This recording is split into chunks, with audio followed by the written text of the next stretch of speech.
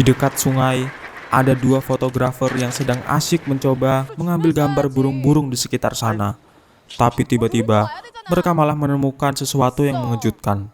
Ya, ada tubuh seorang wanita tergeletak di sana. Sementara itu, seorang ahli forensik ternama bernama Kang baru saja menyelesaikan kelasnya di Akademi Kepolisian. Hari ini merupakan semester terakhirnya sebagai profesor, karena sebentar lagi dia akan pensiun. Kang ingin punya lebih banyak waktu untuk dihabiskan bersama putrinya yang tinggal di Amerika. Seharusnya putrinya datang berkunjung hari ini, tapi ternyata ada kendala yang membuat perjalanannya tertunda. Setelah kelas berakhir, Kang mendapat panggilan dari polisi untuk memeriksa tubuh yang ditemukan di dekat sungai tadi. Saat tiba di lokasi, Kang cukup kaget ketika melihat Min, seorang detektif wanita yang dulunya adalah muridnya. Sebagai seorang wanita di dunia kepolisian, Min sering diremehkan oleh rekan-rekannya. Kebanyakan dari mereka hanya memberinya tugas-tugas kecil yang kurang berarti.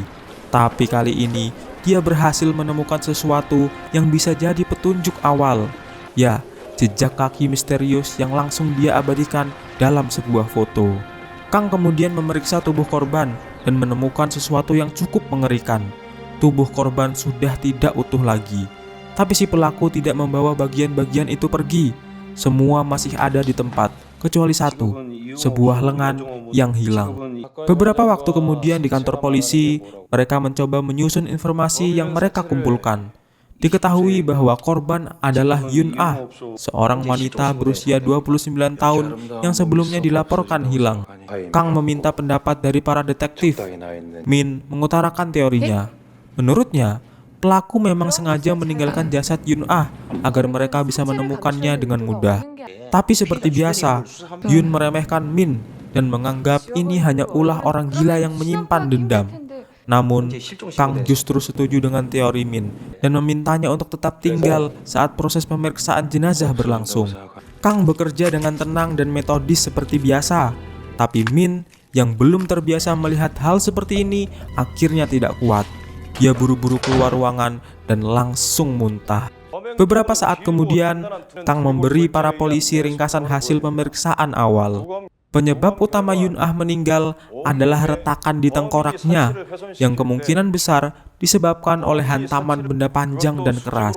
Saat diperiksa lebih lanjut, ada tanah dengan kandungan granit di hidung dan mulutnya, menandakan lokasi sebenarnya tempat dia kehilangan nyawa.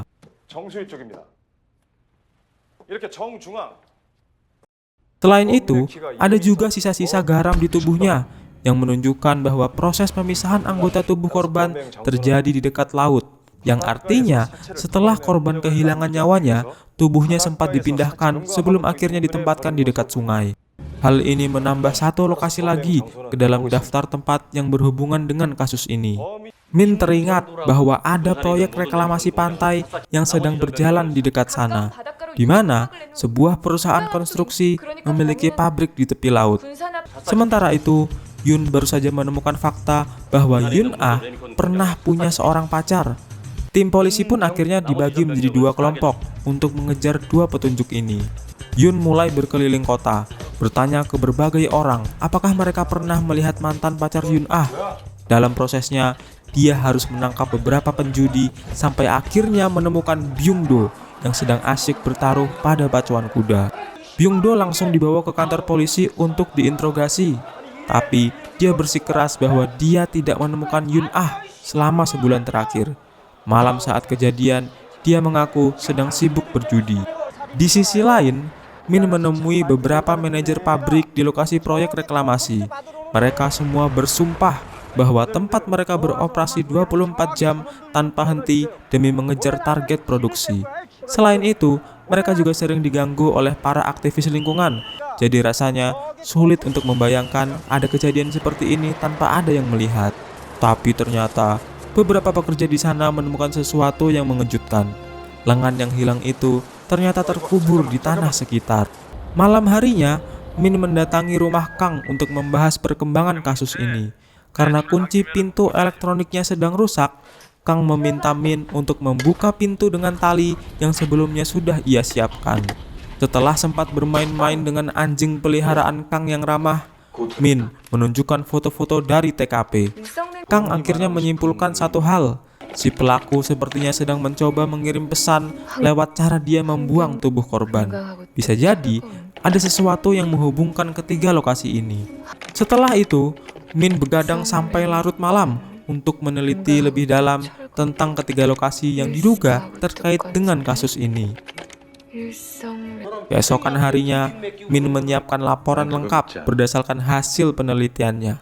Awalnya, Yun lagi-lagi meremehkan laporan ini dan mencoba mengabaikannya. Tapi Shift Oh justru memberi Min kesempatan untuk memaparkan temuannya. Dalam laporan itu, Min menjelaskan bahwa ada kelompok lingkungan bernama I Love Venus yang sudah lama berusaha untuk menghentikan proyek reklamasi pantai yang dianggap merusak ekosistem laut dan juga sungai.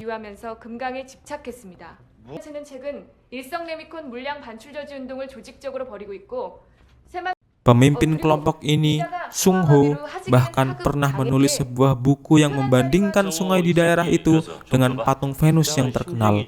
Menurutnya, cara pemerintah merusak kawasan pesisir ini mirip dengan bagaimana patung Venus kehilangan bagian tubuhnya di masa lalu.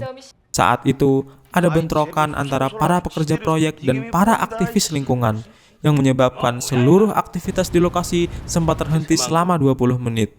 Waktu inilah yang cukup bagi si pelaku untuk menjalankan aksinya.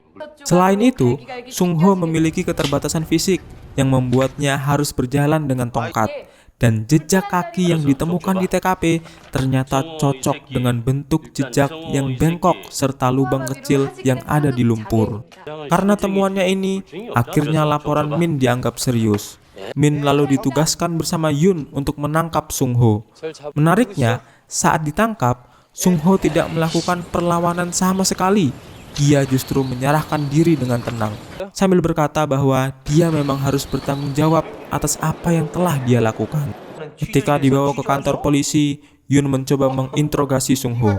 Tapi, pria itu hanya berbicara soal pentingnya menjaga spesies yang hidup di sungai. Karena tidak mendapatkan apa-apa dari Sung Ho, Min pun mengambil alih penyelidikan. Dia tahu bahwa keluarga Sung Ho merupakan salah satu dari banyak keluarga yang kehilangan kapal mereka setelah proyek reklamasi dimulai. Akibatnya, mereka kehilangan mata pencaharian dan bahkan terpaksa meninggalkan rumah mereka. Tak lama setelah itu, ayah Sung Ho yang bernama Pak Lee meninggal dunia. Dan yang lebih tragis lagi, saudari Sung Ho, Su Jin, memilih untuk mengakhiri hidupnya sendiri. Min juga mengungkapkan bahwa sebelumnya dia menyiram air di luar kantor polisi untuk mengambil jejak kaki baru dari Sung Ho. Dan hasilnya, jejak kaki itu ternyata cocok dengan yang ditemukannya di TKP. Melihat bukti tersebut, akhirnya Sung Ho mengaku bahwa dialah pelakunya. Sementara itu, Kang sedang berada di bandara dan menunggu kedatangan putrinya, Hee-won. Tapi anehnya, Hee-won tak kunjung muncul. Saat kebingungan, tiba-tiba seorang pria misterius mendekatinya dan memberikan sebuah amplop yang katanya dikirim oleh Sung Ho. Saat Kang membukanya, dia langsung terkejut. Di dalamnya terdapat foto-foto Hee-won yang terlihat sedang dalam kondisi terikat. Pria misterius itu langsung pergi begitu saja. Jadi Kang tidak punya kesempatan untuk bertanya apapun padanya. Dan di saat yang sama, Min menelpon Kang dan memberitahu bahwa pelaku sebenarnya adalah Sung Ho. Ya, orang yang mengirim amplop berisi foto putrinya. Tanpa membuang waktu, Kang buru-buru menuju kantor polisi sambil menelpon seorang temannya yang bekerja di bagian imigrasi. Dari situ, dia mendapat konfirmasi bahwa Hee-won sebenarnya sudah tiba di kota sehari sebelumnya, sesuai rencana. Ini berarti alasan keterlambatannya hanyalah kebohongan yang dibuat oleh para penculik. Sementara itu di kantor polisi, Yun masih berusaha menginterogasi Sung Ho dan meminta detail tentang kejahatannya. Tapi Sung Ho tetap diam saja, hanya sesekali melihat ke arah jam seolah-olah sedang menunggu sesuatu. Tak lama kemudian, Kang sampai di kantor polisi dan langsung meminta waktu untuk berbicara empat mata dengan Sung Ho. Anehnya, Sung Ho sama sekali tidak terkejut melihatnya datang. Sung Ho lalu menyampaikan persyaratannya dengan tenang. Kang harus menemukan cara untuk membuktikan bahwa dirinya tidak bersalah dalam waktu 3 hari, atau nyawa Hee-won akan melayang. Tak mau mengambil risiko kehilangan putrinya, Kang langsung bergegas ke laboratorium forensik untuk melihat bukti apa saja yang sudah ditemukan sejauh ini. Si analis menunjukkan kepada Kang sebuah gergaji yang berlumuran darah. Namun, tes DNA dari noda tersebut belum dilakukan. Saat keluar dari lab, Kang mengambil sebuah pisau bedah dan membawanya pulang. Sampai di rumah, dia melakukan sesuatu yang cukup mencurigakan, menggunakan pisau itu pada anjingnya sendiri. Selain itu, dia juga meminta pemeriksaan psikologis terhadap Sung Ho untuk menunda proses penyelidikan. Beberapa saat kemudian, Kang menelpon si analis dan memintanya untuk menunggunya di kantor. Begitu si analis keluar dari laboratorium, Kang diam-diam masuk ke dalam, mencuci bersih gergaji yang berlumuran darah tadi, lalu menutupinya lagi dengan darah yang berasal dari anjingnya. Sementara itu, Min juga datang ke laboratorium untuk mengambil hasil tes uji bukti dan menemukan si analis sedang menunggu di kantor. Tak lama, Kang juga muncul di sana dan meminta si analis untuk segera menyelesaikan pekerjaannya. Dia lalu berbicara dengan Min dan menyebutkan bahwa kondisi tubuh Sung Ho yang terbatas seharusnya membuatnya mustahil untuk melakukan perbuatan mengerikan seperti itu. Selain itu, bukti yang ada masih belum cukup kuat. Jadi Kang menyarankan agar mereka menunggu hasil laporan lebih lanjut sebelum mencoba mengajukan surat perintah penangkapan baru. Setelah itu, Kang meminta bantuan salah satu teman polisi untuk bisa menemui Sung Ho di dalam sel tahanan. Kali ini, dia ingin memastikan bahwa putrinya masih hidup. Saat bertemu, Sung Ho mengambil ponsel Kang dan berpura-pura menelpon seseorang. Kang yang sudah dipenuhi rasa cemas langsung marah begitu sadar bahwa Sung Ho hanya bermain-main dengannya. Tak bisa menahan emosinya lagi, Kang langsung menghajar Sung Ho.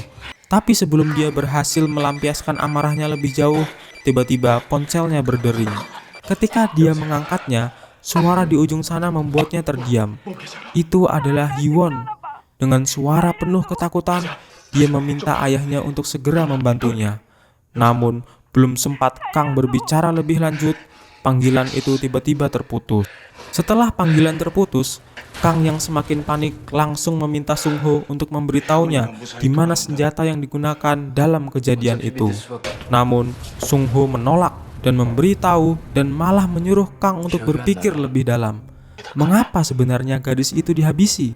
Berusaha mendapatkan jawaban sendiri, langkah Kang selanjutnya adalah diam-diam menyelinap ke rumah Yun Ah. Di sana, dia menemukan sebuah kartu nama, lalu langsung menelpon nomor yang tertera untuk menghubungi seseorang yang bernama Ahri.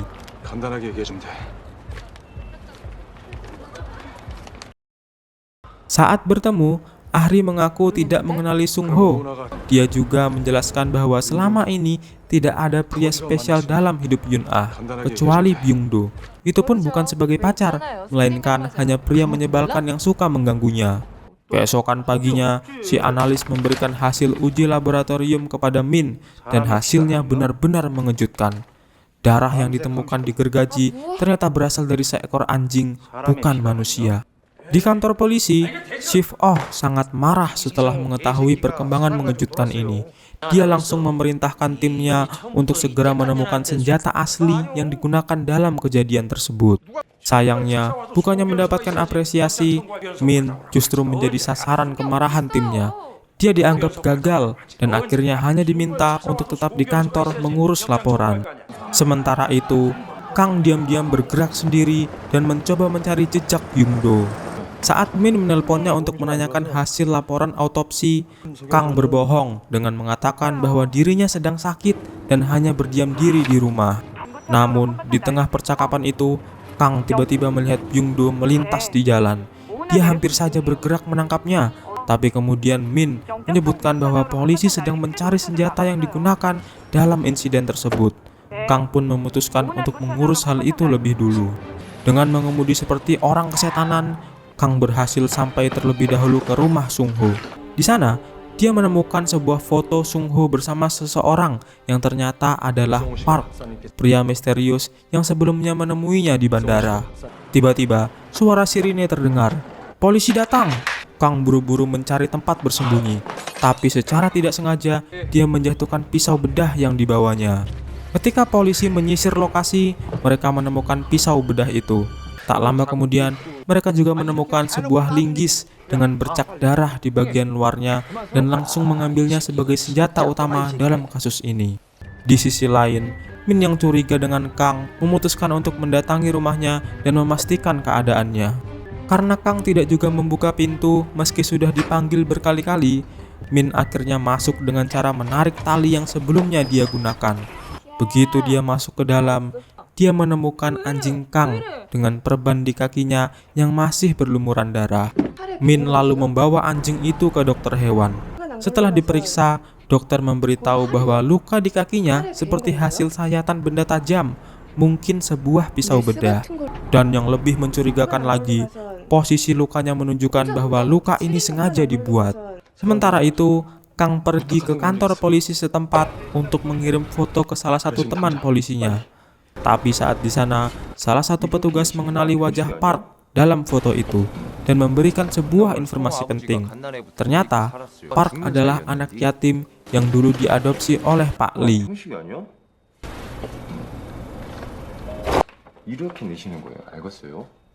Sejak kecil, Park dan Sung Ho tumbuh besar bersama dan sudah seperti saudara. Dulu, Park juga memiliki hubungan spesial dengan Sujin, saudari Sung Ho. Namun, setelah Sujin meninggal, keduanya memutuskan untuk meninggalkan kota. Berbekal informasi ini, Kang menuju rumah masa kecil keluarga Lee yang sudah terbengkalai di dekat sungai. Saat menjelajahi rumah tersebut, sebagian besar ruangan tampak kosong dan tidak terpakai.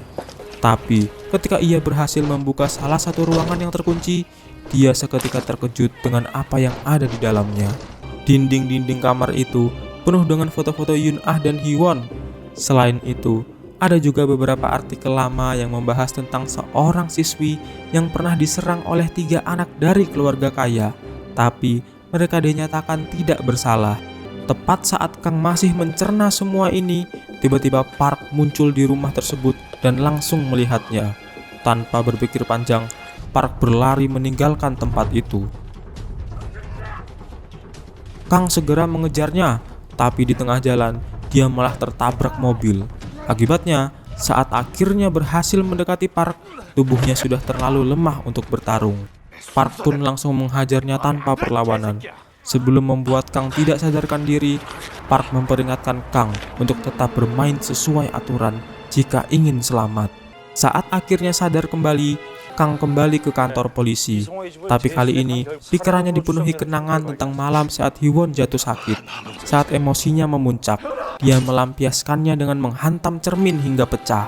Tak lama kemudian, Min mendapat tugas untuk membawa pisau bedah yang ditemukan sebelumnya ke lab. Tapi sambil berjalan, dia teringat apa yang disampaikan dokter hewan tentang luka anjing Kak. Kecurigaannya semakin kuat. Min lalu bertanya ke si analis, apakah lab pernah kosong dalam beberapa hari terakhir. Si analis kemudian ingat bahwa ada satu malam di mana Kang memintanya untuk menunggunya di kantor, yang berarti lab sempat tidak terawasi. Mencoba mencari petunjuk lebih jauh, Min mulai menggeledah kantor. Di sana, ia menemukan cermin yang sudah pecah, dan lebih menarik lagi, dia juga menemukan foto Sung Ho bersama Park. Sementara itu, Kang mengunjungi Sung Ho dan akhirnya mengakui bahwa dia sudah mengingat siapa Sung Ho sebenarnya. Ternyata, gadis yang menjadi korban dalam artikel koran lama itu adalah Sujin, saudari Sung Ho. Dan yang lebih mengejutkan, kesaksian Kang dalam laporan otopsi di masa lalu justru membantu para pelaku lolos dari hukuman. Kang mencoba membela diri dengan mengatakan bahwa saat itu dia hanya menjalankan tugasnya sebagai dokter forensik. Namun kini, karena polisi sudah menemukan senjata yang mereka anggap sebagai alat kejahatan, Kang merasa tidak bisa lagi membantu Sung Ho. Namun, Sung Ho tetap bersikeras pada kesepakatan mereka. Dia menolak untuk mengubah rencananya dan menyuruh Kang mencari jalan lain jika benar-benar ingin menyelamatkan putrinya. Di sisi lain, para detektif akhirnya menemukan kejanggalan. Ternyata, linggis yang mereka temukan bukanlah senjata yang sesungguhnya. Bercak darah di sana tidak cocok dengan darah Yun Ah, dan ketebalan linggis juga tidak sesuai dengan luka di tubuh korban. Setelah meninggalkan Sung Ho, Kang bertemu dengan Min. Tapi bukannya mengobrol biasa, Min langsung berusaha menangkapnya karena dianggap telah mengutak-ngatik barang bukti. Kang berusaha menjelaskan bahwa dia melakukan semua ini karena ingin menyelamatkan putrinya. Namun, dia tidak memberitahu Min detail lebih lanjut dan langsung meninggalkannya. Karena penasaran, Min mulai menelusuri latar belakang Kang lebih dalam. Dari hasil penelitiannya, dia menemukan bahwa Kang terlibat dalam kasus Sujin. Bahkan, tidak hanya sebatas melakukan otopsi, Yun Ah juga ternyata merupakan salah satu saksi dalam kasus itu.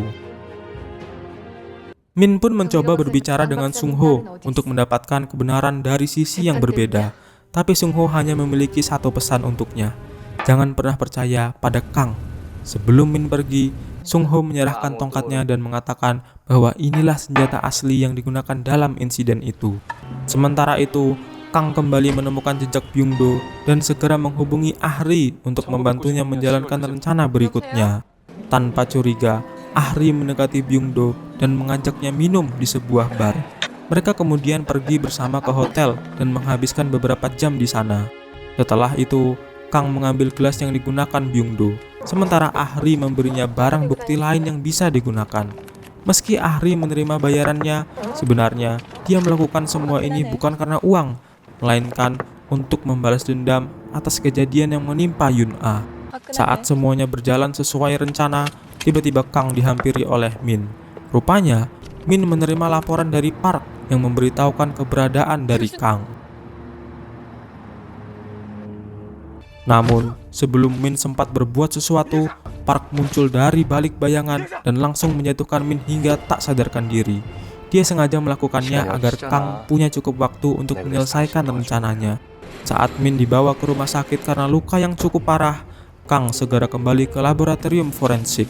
Kali ini, dia akhirnya akan menulis laporan otopsi yang bisa mengubah segalanya. Kang dengan hati-hati memasukkan sidik jari dan bukti lain milik Byung-do ke dalam tubuh korban. Dengan cara ini, laporan akhirnya nanti akan membuat Byung-do terlihat sebagai pelaku sebenarnya. Saat bekerja, ingatannya kembali ke persidangan kasus Sujin. Waktu itu, Yun Ah bersaksi bahwa dia melihat Sujin bersama 3 anak orang kaya tersebut, dan menurutnya, Sujin tampak seperti sedang menikmati kebersamaannya dengan mereka. Kesaksian ini membuat Pak Lee tidak bisa menahan emosinya. Dia berteriak di ruang sidang karena merasa nama putrinya sedang dicemarkan. Dia sangat marah karena pernyataan semacam itu bisa membuat publik berpikir buruk tentang Sujin. Setelah itu, Kang sendiri memberikan kesaksiannya. Dia mengatakan bahwa dari hasil otopsi tidak ditemukan adanya tanda-tanda luka akibat kekerasan atau paksaan.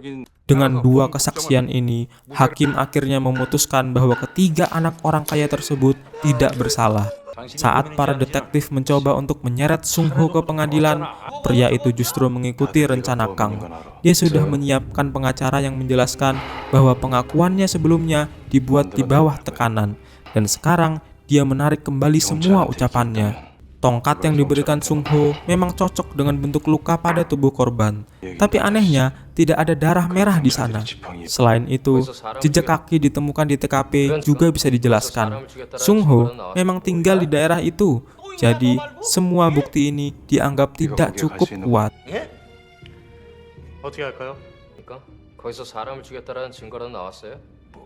Tak lama kemudian, hasil laporan otopsi resmi pun keluar. Setelah melihat semuanya, para detektif tidak punya pilihan lain. Mereka harus membebaskan Sung Ho dan justru menangkap Byung-do sebagai tersangka baru. Saat Sung Ho akhirnya keluar dari kantor polisi, Park sudah menunggunya di luar. Begitu mereka pergi, Kang langsung mengikuti mereka menuju rumah persembunyian mereka. Di rumah sakit, seorang teman Min datang membawa informasi baru yang cukup mengejutkan. Ternyata, dalam kasus Sujin dulu, ada 2 hasil otopsi yang berbeda. Salah satunya sebenarnya menunjukkan adanya tanda-tanda kekerasan di tubuh korban. Artinya, Kang telah memberikan kesaksian yang palsu. Kalau mengingat latar belakang keluarga para pelaku, tidak terlalu mengejutkan jika para saksi memang telah dibungkam dengan uang. Seluruh kasus itu sejak awal memang sudah penuh kejanggalan. Ngomong-ngomong soal para pelaku, semuanya kini sudah tidak ada lagi. Kalau Yun Ah memang dihabisi sebagai bagian dari balas dendam, Min mulai mencurigai bahwa target berikutnya adalah Kang. Dengan pemikiran itu, Min langsung bergegas keluar dari rumah sakit untuk mencari Kang. Dia juga meminta rekan-rekannya mengirimkan tim ke rumah Sung Ho secepat mungkin. Namun, saat Min kembali melihat foto bukti sambil menunggu lampu merah, dia tiba-tiba teringat rumah masa kecil Sung Ho yang sudah terbengkalai di dekat sungai. Merasa ada sesuatu yang penting di sana, dia memutuskan untuk pergi ke tempat itu daripada ke rumah Sung Ho. Sementara itu, di rumah Sung Ho, Kang akhirnya datang dan meminta maaf atas apa yang terjadi pada Sujin di masa lalu. Tapi lebih dari itu, dia menuntut Sung Ho memberitahunya di mana Hee-won berada. Namun, Sung Ho sama sekali tidak menerima permintaan maaf tersebut. Dia langsung menghantam Kang karena merasa nama saudara perempuannya telah tercemar. Pukulan itu membawa ingatan Kang kembali ke masa lalu saat semuanya dimulai. Dulu, Hee-won pernah menderita penyakit langka yang sangat berbahaya. Satu-satunya cara untuk menyembuhkannya adalah dengan menjalani pengobatan di Amerika. Untuk bisa membiayai pengobatan itu, Kang akhirnya menerima suap dari orang tua anak-anak kaya itu. Sebagai gantinya, dia harus mengubah kesaksiannya dalam persidangan. Saat itu, Pak Lee sempat menemui Kang dan memohon agar dia berkata jujur dan memberikan keadilan bagi Sujin. Namun, Kang yang sudah memutuskan pilihannya justru mengabaikan permintaan itu, tanpa menyadari bahwa di kejauhan, Sung Ho kecil sedang menyaksikan semuanya dengan penuh kebencian. Kembali ke masa sekarang, Kang yang putus asa akhirnya memohon kepada Sung Ho untuk menghabisinya saja, asalkan Hee-won tetap selamat. Tapi Sung Ho dengan dingin menjelaskan betapa besar kebencian yang ia pendam selama ini. Sejak kecil, semua orang di kota menganggap Sujin sebagai perempuan murahan. Dan kini, semuanya sudah terlambat. Tidak ada lagi tempat untuk belas kasihan, bahkan untuk putri Kang sendiri. Mendengar itu, amarah Kang langsung meledak. Dia menerjang Sung Ho dan menghajarnya tanpa ampun. Sampai akhirnya, Sung Ho tidak punya pilihan lain selain mengaku di mana dia menyembunyikan Hee-won berada. Begitu mendapatkan jawaban yang dia cari, Kang langsung tancap gas menuju lokasi dengan kecepatan tinggi. Hampir saja bertabrakan dengan tim detektif yang sedang menuju ke tempat yang sama. Di rumah dekat sungai, Min tiba lebih dulu. Tapi sebelum dia bisa melakukan banyak hal, Park muncul dan menyerangnya dengan niat menghabisinya. Dalam keadaan terdesak, Min tidak punya pilihan lain selain melepas tembakan demi mempertahankan dirinya.